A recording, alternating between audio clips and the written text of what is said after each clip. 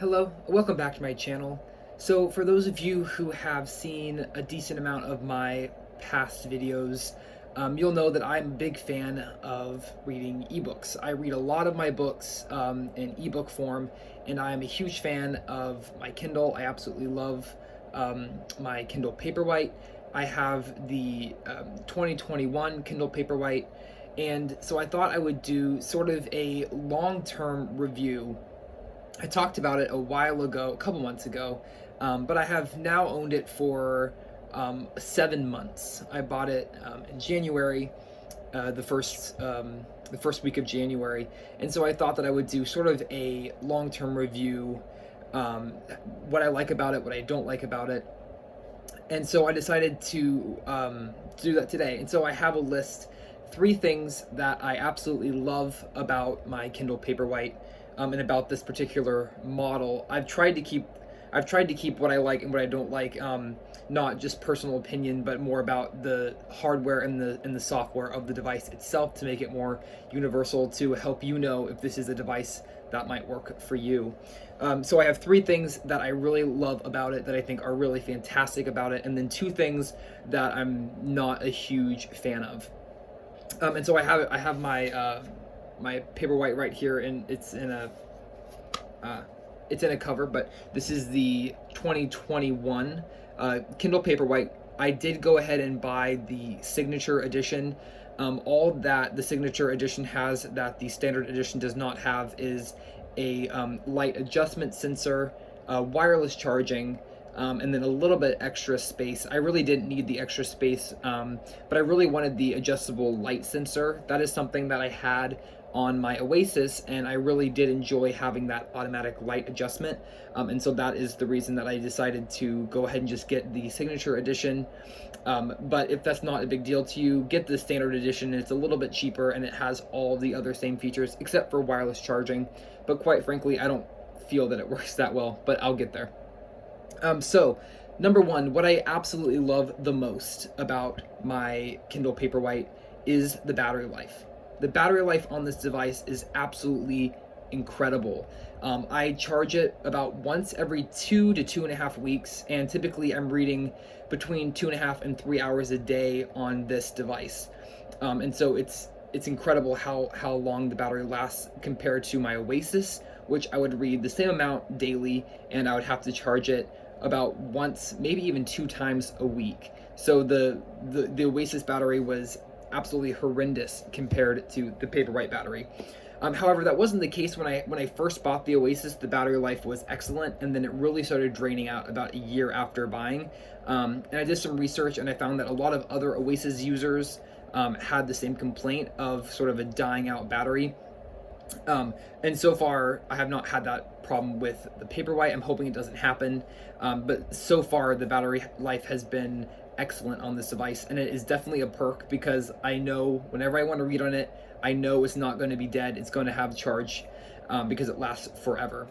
And one tip I found out about how to even increase that battery life further on the Paperwhite is anytime you're just reading on the device, you're not in the store, you're not downloading anything, if you put the device in airplane mode, I have airplane mode turned on right there, it saves so much battery life with the device not always searching for a Wi-Fi connection. So that's something that I do, and it works really, really well.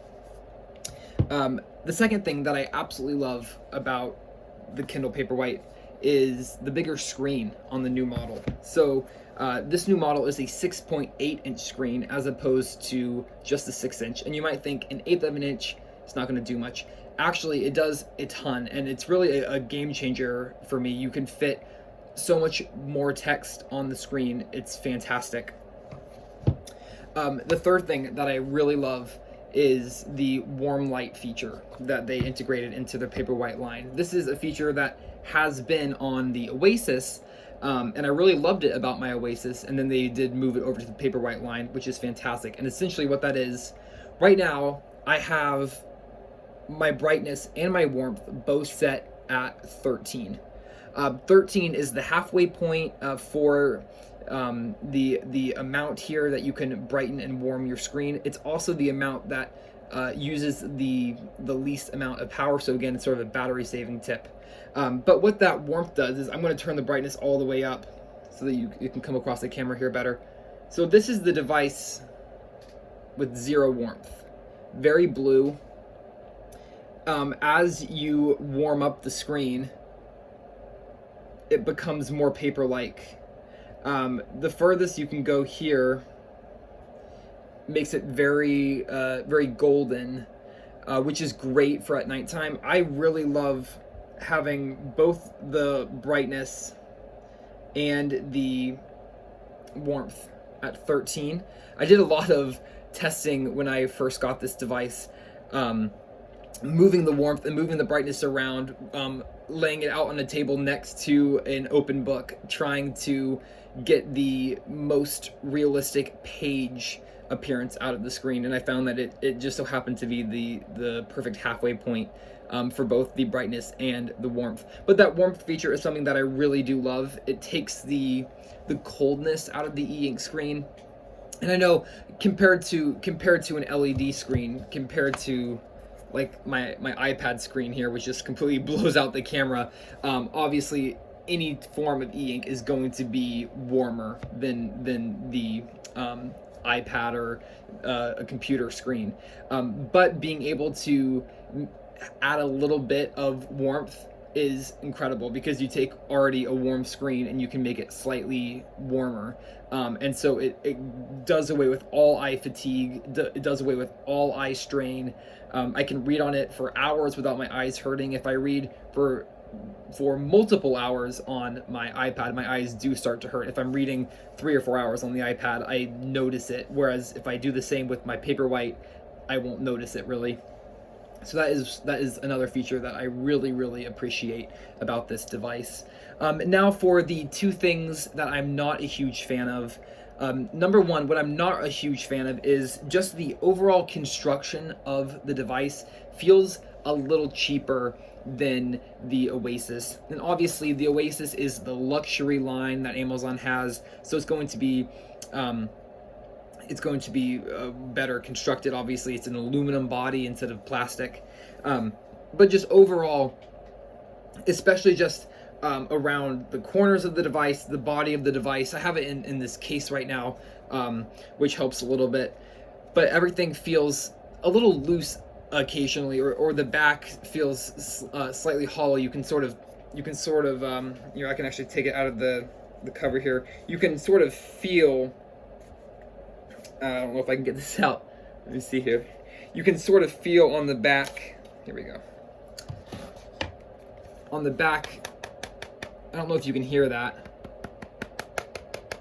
but occasionally it just sounds sort of hollow and sort of like everything inside is just sort of placed underneath this cover, and nothing's really firmly in there, which really isn't a huge deal. It's not a deal breaker or anything, but compared to the Oasis, it definitely feels just slightly cheaper, which it is slightly cheaper, but that's just one more of a negative drawback for me, is it does feel slightly more cheaply constructed.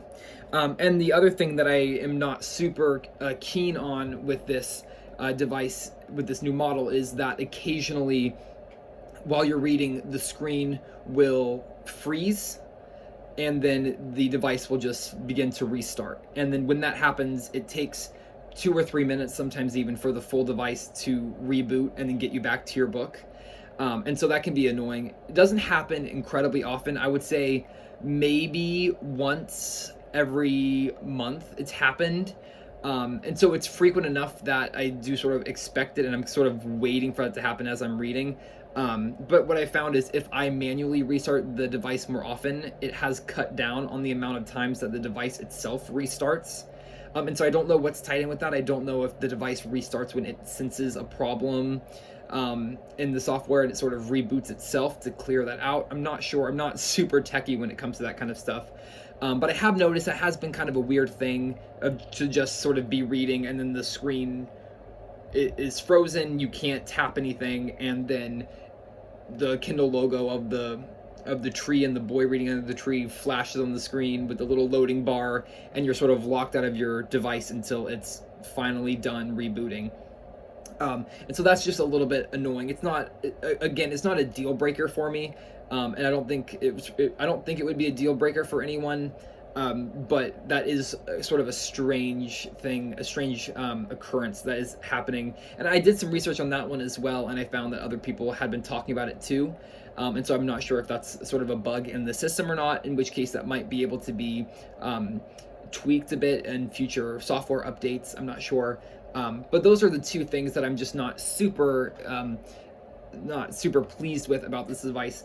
But overall, I absolutely love the Kindle Paperwhite. It is definitely my favorite of any Kindle that I have used in the past. I've been able to use 4 different models. A couple of them were my parents' different models that I was gifted, and then a couple others were ones that I had purchased on my own. And this is by far the best of any that I have used, and it's by far my favorite way to read ebooks. I definitely am still divided in my attentions when it comes to reading ebooks between my iPad and my Kindle Paperwhite, just because with the iPad I love how much quicker I can highlight and notate passages versus that little bit of e-ink screen lag. But if I had to choose just one device to read ebooks on for the rest of time, it would without a doubt be the Paperwhite, just because of the ease of the e-ink screen on the eyes and the incredible likeness to real paper that the screen provides. It's just unmatched, and it's an absolute pleasure to read on. So those are just some of my thoughts, sort of my 7-month review of owning the Paperwhite. I hope this was helpful. If you are interested in getting this device, hopefully you got some good insights from this video. If you would like to leave any comments, please feel free to do so, and I will see you soon. Bye for now.